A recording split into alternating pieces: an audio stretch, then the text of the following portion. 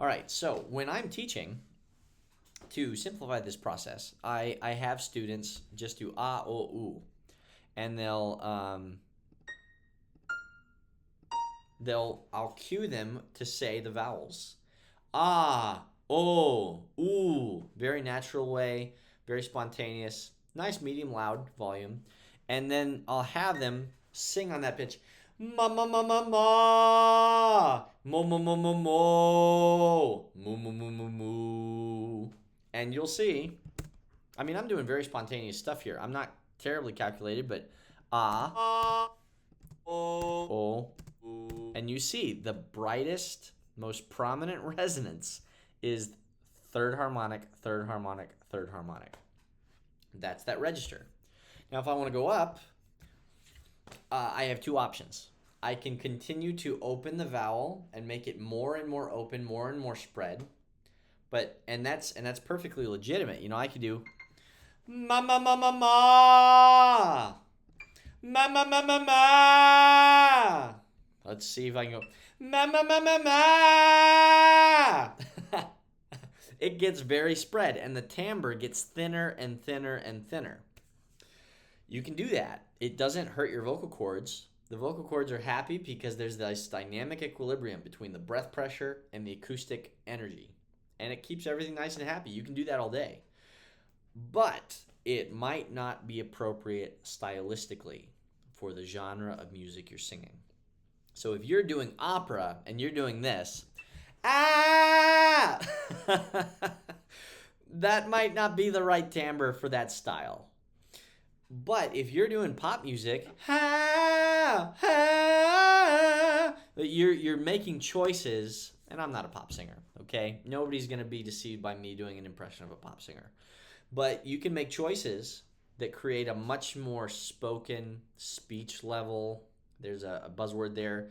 Much more light, thin sound that is valuable and desirable by certain genres. So we've got this home bass. Let's go back up to upper chest.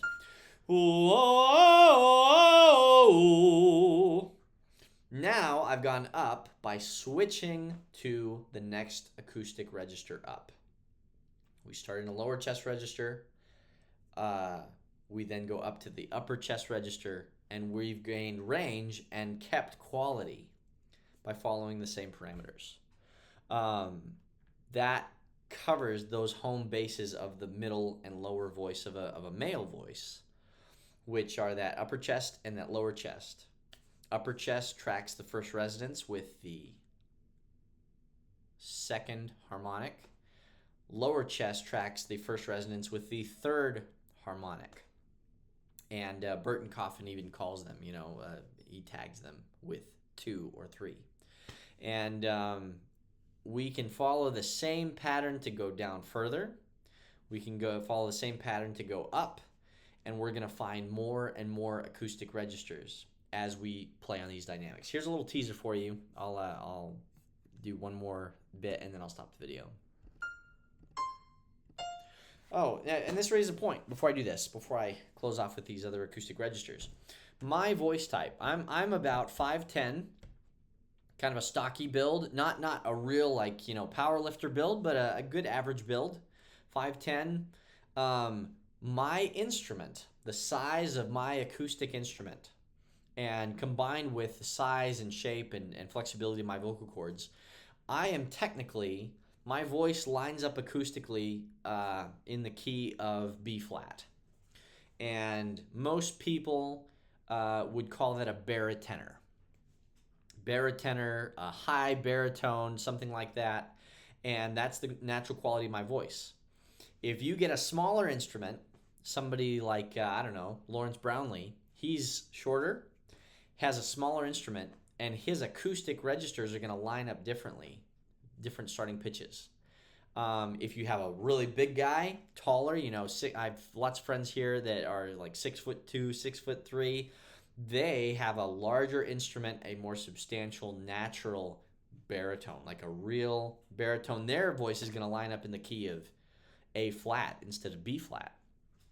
And then I have a couple bass friends, like people like that are 6'10", enormous instruments, very tall, very large people. Their voices are even lower. They're true basses. So the acoustic registration, the pitches that you start and end your acoustic register on, that is very much dependent on your voice category. But the shape of your instrument to say ooh, oh, ah is going to take care of that. So we can get into that more, but my voice, I'm a baritone. I can sing tenor, I can sing baritone, but I'm a baritone, and my voice lines up in B flat. So I start with B flat. Ooh, oh, ah, oh, ooh. There's lower chest. I'm going to go down to lowest chest. Ah, oh, ooh. When I started singing, I could never sing that low. Ah, oh, ooh. I can now, every single day, I can sing a low F because I'm leveraging the acoustic registers to get the vocal cords to vibrate the right way. Going up. Ooh, oh, ah, oh, ooh, oh, ah, oh, ooh. There's lower chest. Ooh, oh, ooh, oh, ooh. There's upper chest. And now let's go up to the next one. This is mix. This is a special register. Use the same pitches.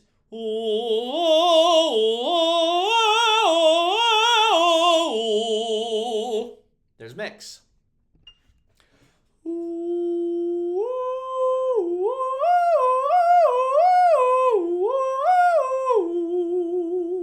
There's some head voice. Now the resonance is tracking with the fundamental. Now remember, I'm sick. I've got junk in my cords. They're swollen. They're starting to swell up. This is hard, but the acoustics carry the voice.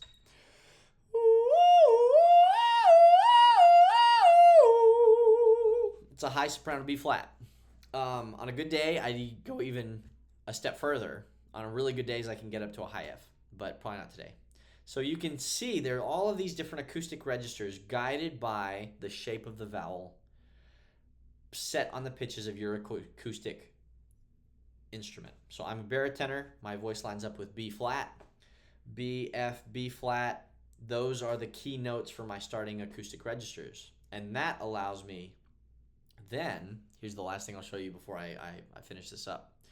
That allows you to then pick a vowel, allow the shifts to occur naturally, and you'll be able to extend your range on a single vowel. So here we go. Let's do like a, let's do an ah vowel. Ah, ah.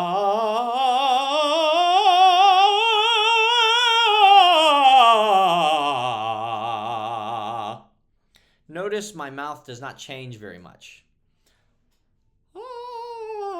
Ah.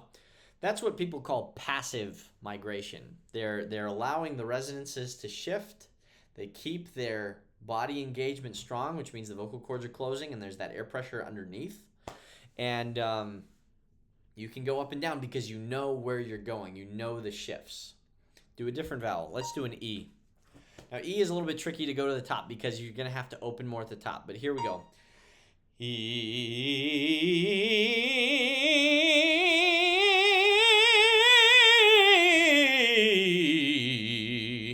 Sounds like E all the way through. At the top, you have to open a little bit more to stop from going to E to falsetto, because that's the natural next register. There are all kinds of things you can do with this stuff. There are all kinds of ways that you can guide your instrument once you know your acoustic registers and how they work.